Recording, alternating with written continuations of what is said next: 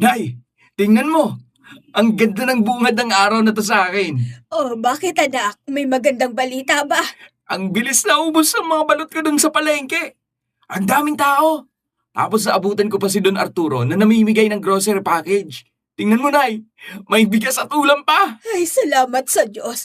Mabuti na lang talaga at may mga tao pang mabubuti sa ating mga mahihirap. Ang yaman-yaman ni Don Arturo, pero nagawa niya pa rin pagtuunan ng pansin ng mga kagaya natin. Oo nga po eh. Malaking tulong na to sa atin. O siya nga pala, kumain ka na at nagluto ako ng adobo. Nay, bakit ka pa kumilos? Sana hinintay mo na lang ako para ako na naganda ng kakainin natin. Bawal ka pang mapagod. Ano ka ba, Junjun? Kaya ko naman. May mga kamay at paa naman ako para kumilos-kilos dito sa bahay. Ay, nakakabagot din kung wala akong gagawin. Sige na, umupo ka na bago pa lumabig ang niluto.